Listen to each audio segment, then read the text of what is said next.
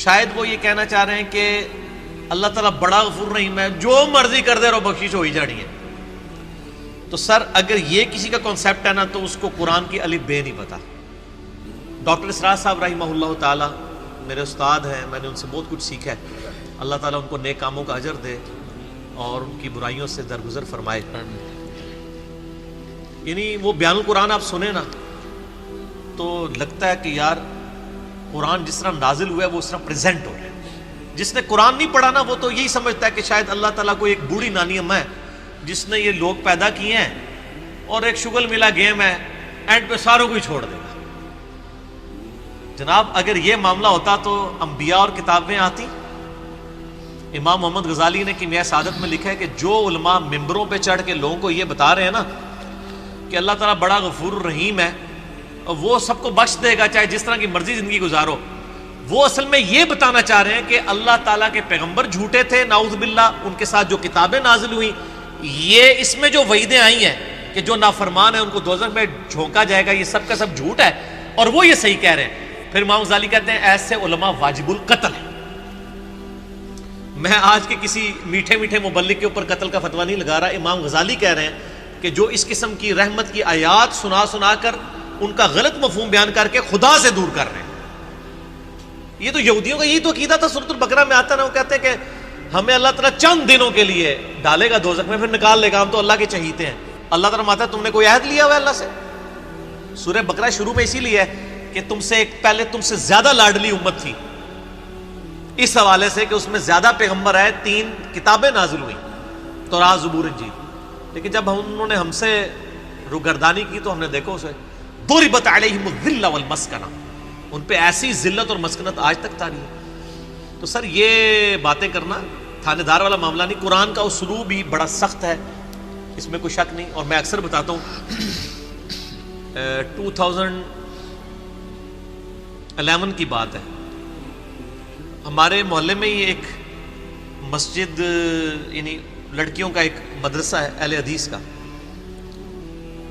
تو وہاں پہ ایک آنٹی ہیں جو ڈاکٹر فرحت ہاشمی کی کلاس فیلو ہیں، اسٹوڈنٹ نہیں کلاس فیلو ہیں.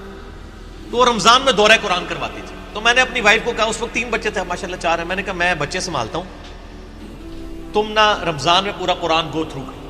وہ صبح 9 سے لے کے 12 بجے تک ایک پارہ کور کرواتی تھی، پورے رمضان میں قرآن ختم. میں کہا تیری جدی پشتی کسی نے پورا قرآن نہیں ترجمے نال پڑھا ہونا اس طریقے نال، تو اللہ دی بندی پڑھ لے. اچھا جب وہ قرآن پڑھ کے مکمل ہو گیا کورس، میں نے اس کو کہا کہ تم نے کیا سیکھا؟ اس نے ایک جملے میں کنکلوڈ کیا. اس نے کہا جی مجھے جس خدا کا تعارف کروایا گیا تھا نا اس معاشرے کی طرف سے اور میرے ماں باپ کی طرف سے، وہ خدا کوئی اور ہے، اور جو خدا قرآن میں ہے نا وہ کوئی اور ہے. میں نے کہا کیا مطلب؟ اس نے کہا خدا تو بڑا ڈاڈا ہے. یہ تھانے دار اور یہ وہ اس طرح کے ٹرمز ریوائز کر رہے ہیں. آپ ذرا قرآن تو پڑھ کے دیکھیں. قیامت کے دن اللہ نے اپنا نام کیا رکھا ہوا ہے؟ للہ الواحد القہار.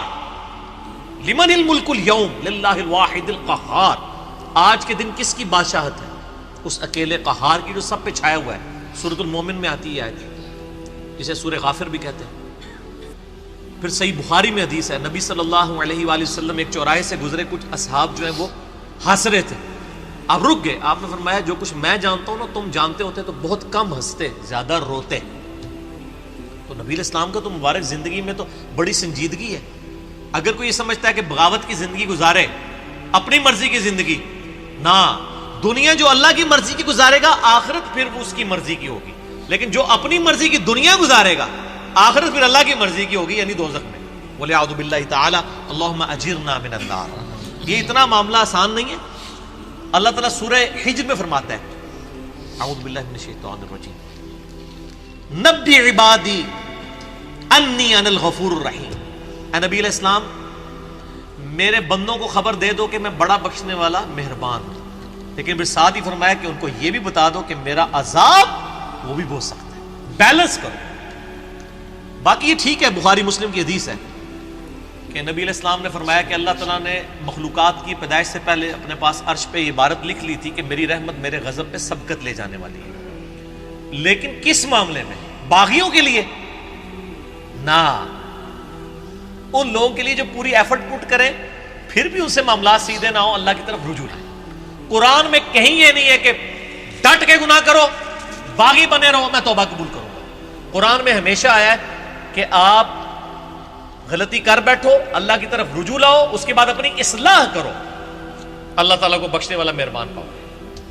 اسی پہ میرا مسئلہ نمبر 18 ہے، گناہ کبیرہ اور توبہ کا بیان، اور وہ آیت نمبر بھی 17 اور 18 ہی ہے سورۃ النساء کی۔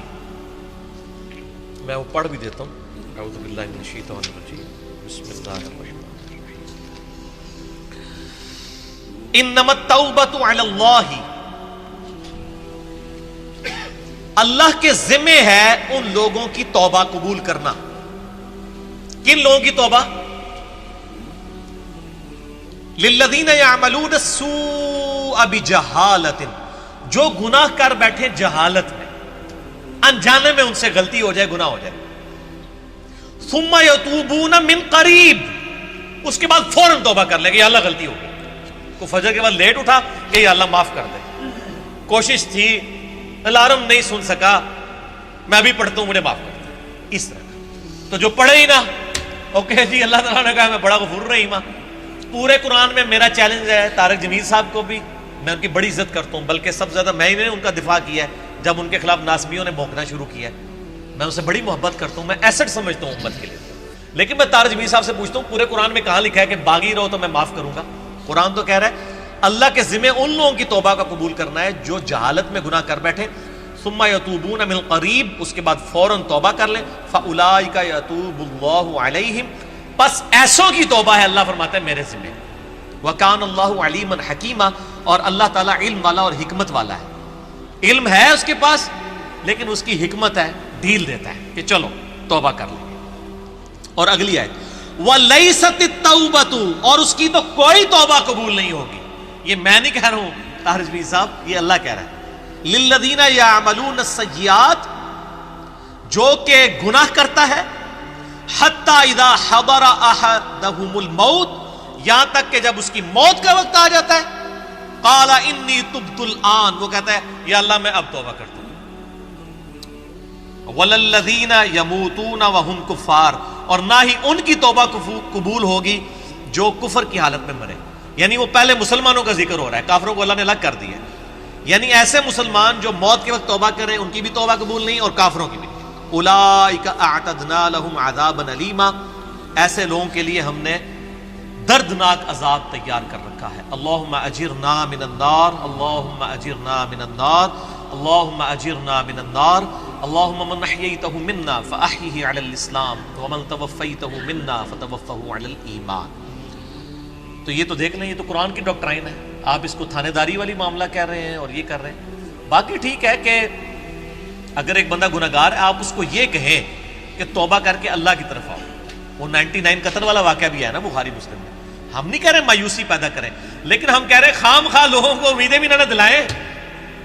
اور جو سیدنا علی کا قول ہے کہ انسان سویا ہوا ہے جیسے ہی مرے گا جاگ اٹھے گا، اوہ یہ کیا ہو گیا، اے نہ ہو جائے کام نہ پا دو، ڈرانے میں ہی عافیت ہے نا۔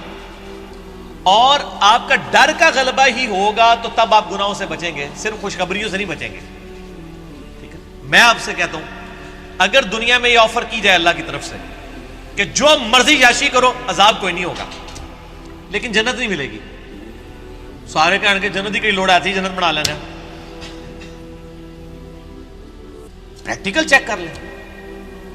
اور اس کے بدلے میں اگر یہ بات کی جائے کہ جی آپ دنیا میں اللہ کی تابع فرمان بن کے رہو، ادروائز آپ کو دوزخ میں جھونک دیا جائے گا، کوئی بچت نہیں ہوگی، تبھی لوگ اللہ کی طرف آئیں گے۔ آپ اگر یہ بھی لالچ لوگوں کو دیں کہ نیک عمل کرو گے تو جنت ملے گی، برے عمل کرو گے تو کچھ نہیں ہوگا، کوئی نہیں کرے گا جب تک آپ ڈر لیں۔ اور یہ نیک بندوں کی اللہ نے نشانی بتائی ہے، وہ دعا کرتے ہیں ربنا اصرف عنا عذاب جہنم ان عذابها کان غراما، سورۃ الفرقان میں جو مسئلہ 120 ہے، اہل ایمان کی 12 خصوصیات، میں نے پورا لیکچر ریکارڈ کروایا ہے۔ ایک خصوصیت یہ کہ وہ دعا کرتے ہیں اے اللہ ہم سے دوزخ کا عذاب پھیر دے، وہ تو ہمارے گلے کا پھندا بن چکا ہے، لٹکتی تلوار ہے۔ اہل ایمان تو ہر وقت ڈرتے رہتے ہیں۔ اللہم اجرنی من النار کیوں وظیفہ تعلیم کیا گیا ہے؟